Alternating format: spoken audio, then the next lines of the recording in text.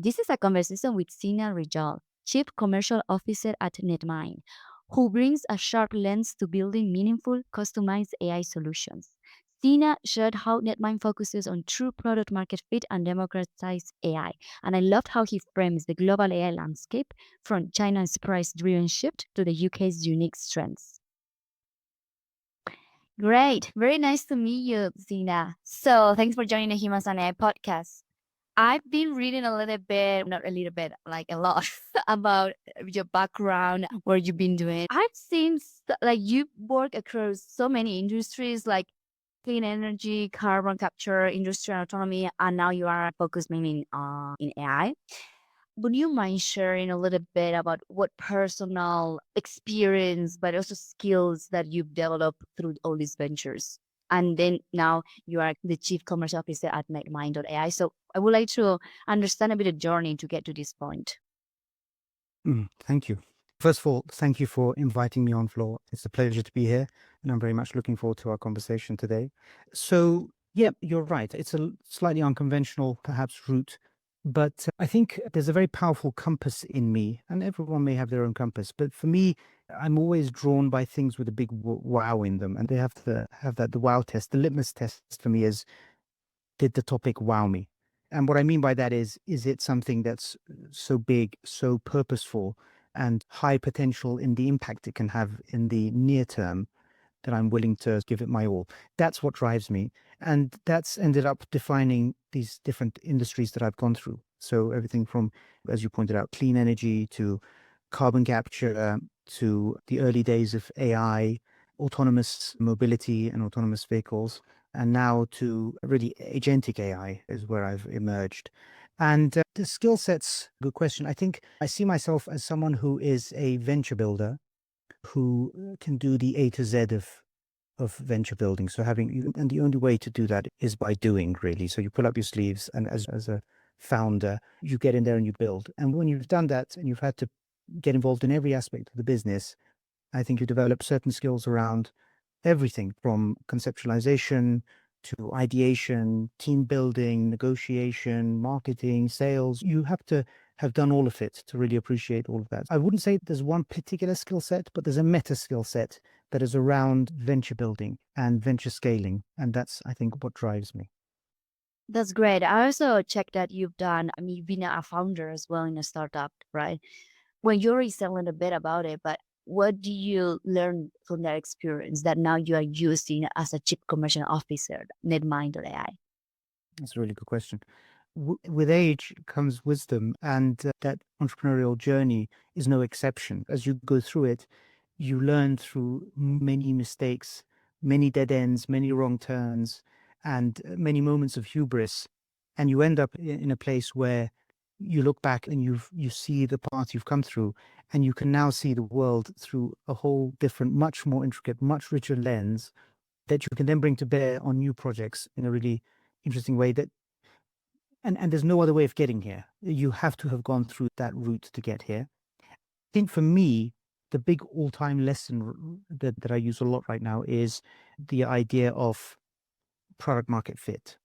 And that to me is the be all and end all of good business, is especially coming from a deep tech background and having come through the primordial mix of universities and high tech folk and falling in love with technology first. I think that's where you learn your big lesson is you make a mistake by falling in love with technology and not falling in love with the customer's needs. That I think is the one big thing that I take with me every morning is what we're doing. Is it something that someone desperately needs and desperately willing to pay for? Because that's the only thing that matters. That's a very good advice, actually, lesson learned, because I feel like many times talking with a lot of founders and CEOs, I feel like they love so much their technology or what they're building. But obviously, the people who come through the podcast, they already got the market profit fit because otherwise they would not be here. But it's true. I feel like it's all about people. So it's kind of like with the people who has the money, like people who makes the money and pay for the service because you're solving the problem. So it's a very interesting topic. Will you mention a little bit what is your role? What do you do as a chief commercial officer at NetMind? NetMind is a fascinating team and a fascinating venture. It's made up of very passionate AI enthusiasts and experts and scientists and people with a real love of AGI and a very big vision of getting closer to AGI. And in the process, that's how the companies emerged. It was their own need to solve for AGI. And that's where they found the holes in their infrastructure, in their tools. And that's how NetMind came about. It is an end-to-end full service platform offering everything from GPU access right through to inference and so on, right up to agents to allow people to build this emerging AI revolution that we're in. I think I came in specifically for the reason that I just mentioned. I think, if I'm being very honest, it was a team that were fully in love with their technology, fully in love with the concepts and the hypotheticals, but also self-aware enough and self-conscious enough to know that's not going to be what it takes to be commercially successful. And my job every day is to look at what we're doing and just make sure that in this extremely fast moving industry, where really there are tectonic shifts on a sometimes hourly basis, we stay not just afloat, but we thrive and we scale and we grow and we have something that is distinctly unique enough that it justifies the money that people pay for what we do. That's the sort of high level, sort of digging a bit deeper on that. What that really turns into is defining the strategy of the company, defining the go-to-market strategy for the company, working with people in product to shape what that product looks like, working extremely closely with the industry, with industries, with verticals, with customers, with potential customers, understanding what they're willing to pay for, what they're not willing to pay for, what their pain points are, what they don't really care about, and just making sure that we are right at the cutting edge and working in real time, that we're not lagging behind, because in this sector, it just seems that if you lag for a short while, you're out. Okay, you're like doing everything like the product, like a lot of marketing. Obviously, commercial is also related with the sales part and people for sure. Yourself as the leader of in the commercial area, how do you how's the culture that you try to apply in your team? That's such a great question. And something that we were literally in the midst of earlier today in a big meeting across the company. We so it's multi-angled, really. I think the main thrust of our culture is one of, and this is a bit of a cliche, but I think it works, so therefore the cliche stands, is test quickly, fail quickly, iterate, and try again. And don't fall in love with something, with any product that you have or any technology that you have. Just keep listening, listen. And that's a culture that we try and imbibe in every single member of the team. And we don't have a very big hierarchy at all. Every member of the team, young right through to the most experienced, gets together, listens to what everyone in the team has to say. And sometimes the best ideas come from the youngest. Sometimes experience has something to say. But it's a culture of mutual respect across the team, but also this idea that anything goes, everything can be uprooted and upturned, and we should be willing to experiment and willing to try very outlandish things if that's what it takes to really stand out. Okay, so basically startup culture. Yeah, every day. And we Yeah, absolutely very much a startup culture. Yes. great. So I'm glad that you guys as well take the opinion of people that maybe they don't have that much experience, but maybe they come with innovation, right? They bring innovation, they bring a fresh mind. So I think that's great. Sina, your company, NetMind, offers services similar to Google, for example. But you mentioned that your company is pioneering democratizing AI. So how do you guys do that? What is the difference that you do that to democrats that with, for example, Google is more like centralized provider? Yes. Yes. I think what NetMind has to do differently is we are not in a position to fight the big behemoths in this space. And so you have to understand your industry and the playing field and the strategic environment you're in. And the AI environment is a uniquely, what's the word I'm looking for here? It's a it's interesting at the same time as having democratized a lot of things for a lot of people, and we see the scale at which companies accelerate and grow. As we all know, OpenAI was the fastest company to ever scale in history at this level. Yes, everyone can have access, but at the same time, it also has the potential to create some of the biggest monopolies in history as well. That's the reality of the environment we're in. And we have to be careful that we are not playing second fiddle or catch up to one of these behemoths, because you're just in their sort of in the smoke from their exhaust pipe, and there's no hope in that. So we are approaching this in a very different way. And our approach is that where we can really make a difference is to get close to customers who are finding it very difficult to actually really use all these tools that are now at their fingertips. And as we've seen recently in a lot of studies and a lot of market analyses that are out there, the market is finding it very difficult to get really good returns on investment on all of these great LLMs and tools and applications that are now available. So that's where we come in. We offer really close, custom tailored solutions for customers. And I think that's where we stand out versus some of the major big names. So that's where I think we have an opportunity, is to fill that gap between what's available out there on the shelf and what is a company's actual need. Okay, great. Sina, do you follow any builder or innovator in AI that is related with your field or not, that you really admire and help you to push forward or inspire by the job that you're doing?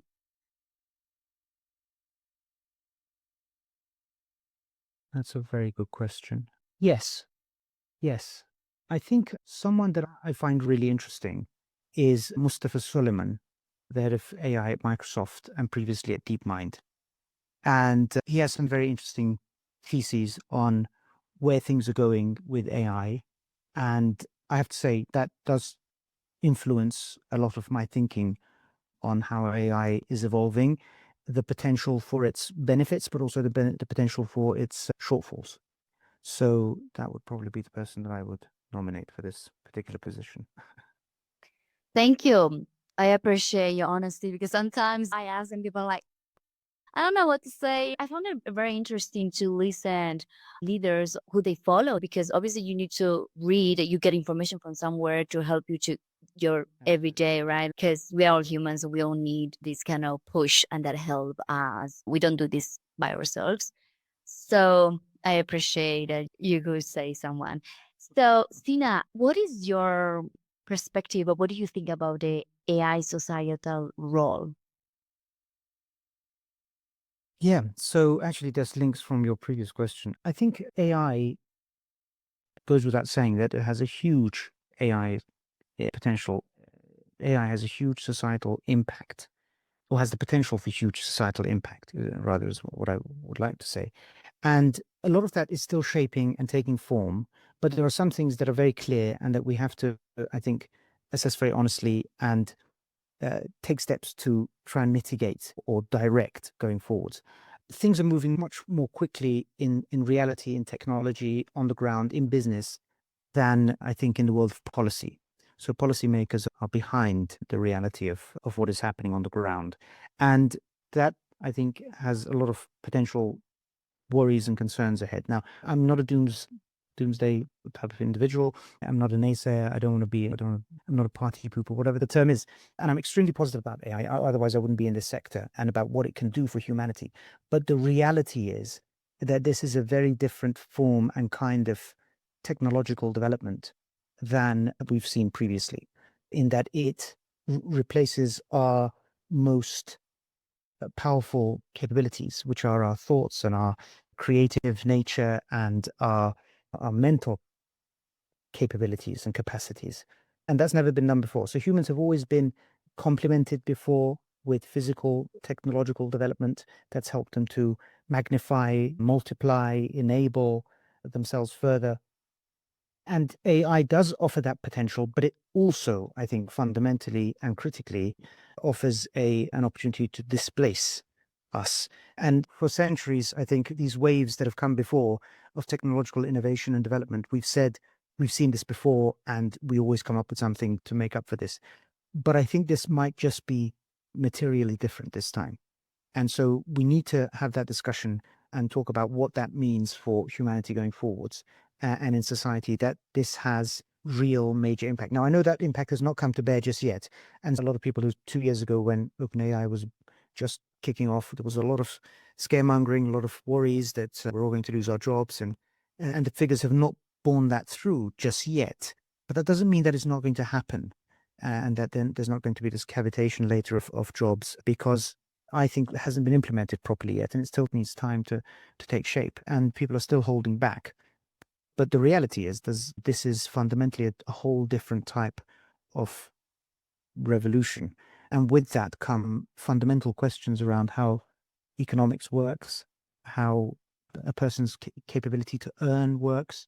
I think a lot of formulae that we run our lives on will be challenged and jeopardized, and we'll just have to come up with new ways of resolving that. But it's going to have a major impact. It goes without saying. And once we move across from just pure on-computer software-based AI to physical AI, and the emergence of robots and the emergence of autonomous vehicles and embedded AI, as it were, then that becomes even more palpable and even more critical. Okay. Very interesting. By the way, talking a little bit about how like globally things are changing, I saw that you mentioned something about how China is shifting the AI race from performance to price. So, how do you see open source AI reshaping global dynamics? Yeah, I think that's a major challenge to the prevailing model that was doing quite well for about a year and a half, 2 years, which was we could be moving towards closed models and again monopolies, and mostly based in the West, if not just in the US exclusively, a little bit in Europe, but mostly in the West. And I think the Chinese approach of taking a shot across the bow of the West and putting out these models and doubling down on them and being very aggressively, pushing aggressively on that is a real challenge and a real competitive equation changer. I think it completely changes the field. And what that means, I think, is that everyone now has to play that game. Everyone has to be conscious of price, and the field is leveling. So performance will end up, I think, leveling up. Everyone will have to have a certain level of performance just to be in the game. And then at that point, the margins become very thin. New business models will have to emerge. And this has again been done before. The whole internet was based on whole new business models around freemiums and all that, which didn't really exist that much before, I think. And now here we are. We sell everything about ourselves for a free email or so. And I think that will have to replicate itself in some way. The game's not over yet. So this is all, we're in the midst of, we're not even at half time in this game. So we just have to keep a close eye. But it's a vicious and real competition. And I think China has come into this aggressively, knowing that this time and this wave, they can't afford to fall behind as they perhaps did with the internet. Great. I actually, as a person, I talk a little bit about global, how AI is changing globally, not only in the West, the world. So it's very interesting to hear this. By the way, in your post about where is the UK's Mistral, what will a unique British AI ecosystem look like to you? So the UK has a lot of great resources, assets, which are unique to it, and that it can leverage and should leverage to make sure that in this AI race, and again, we have to acknowledge this, we are in an AI race in the same way that obviously some draw parallels to an arms race. It is. And the reality is whoever owns and dominates in the space in the future will dominate on multiple levels. It's at the nexus of economics, politics, and much more. And I think it's critical that the UK gets its head around a strategy around this, a very clear strategy. And so the ecosystem there must leverage the fantastic university research base that exists. There's also multiple sectors that are there that are obviously they're rooted in the UK. I'm thinking about finance, I'm thinking about banking, insurance in the City of London, where we are also based in NetMind, right in the midst of all that. And so leveraging all of that for research purposes and also for data and know-how. Plus, there's massive unique data sets in healthcare, for example, with the National Health Service that the UK has, which it can also leverage. So it's that mix of things. But what the UK really needs to be careful about, and it's made this misstep in the past with, for example, manufacturing, is these capabilities take a long time and a lot of effort to evolve and to take root in a country. in a geography, let's say, not necessarily just a country, even in a geography, they can be removed very easily. You can remove a whole company to another country. You can move a manufacturing base. You can move offices. But once that happens, returning that is not so simple. So it's a unidirectional, path-dependent situation where it takes a long time to develop, but can be very easily lost. And that they need to be very careful about that. The UK and policymakers need to be very careful about this. And the country must not turn into an incubator economy, where it's just incubating great ideas and that cliche around being an inventor but not being an innovator. This is something that has unfortunately, I think, cast a shadow over the UK in previous waves of technology development. So we've seen this in the past. And this time around, we just need to be careful this doesn't happen again. And all countries right now are in this situation where this musical chairs of who's going to end up dominating this space is happening right now. And countries that we didn't expect might end up being at the top of the table if this game isn't played right. Yeah, the UK needs to be very cognizant of this, very, very strategic about this. And it's not necessarily just about software or focusing on LLM models or AI models or what it has to be a systemic view across the whole AI ecosystem and infrastructure. Everything from, for example, building specialist small nuclear plants that Rolls-Royce could be doing, for example, for data centers, of course, right through to various forms of physical AI and AI based on very specific niche industry applications or based on specific databases. So, yeah, we need to take a systemic view on this, but there are definitely unique differentiated capabilities, resources, and databases that we need to leverage to ensure that we maintain our own base and our own sort of pole in the world when it comes to AI. Okay, thank you. So, Sina, I've got a last question for you. So, in all these craziness of the innovation, AI, and everything that's happening around the world, how do you personally stay grounded? It's a very good question. What if I can share something really personal? When I sit there and I take the long view and I worry myself about where things might be going, obviously I keep thinking of this dystopian world where I no longer interact with people and I no longer see real art or real forms of human created beauty. And there's two things to keep me grounded. One is talking to my kids about AI and trying to describe it, and in so doing, making sure that we understand the fundamentals of where all this is going towards. And through interacting with them, I think that keeps me very grounded about the realities of what's happening. Just trying to boil all this down to a child's language.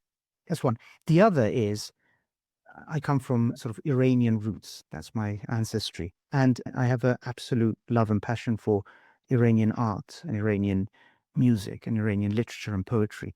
And that to me is the epitome of the beauty that humans can create.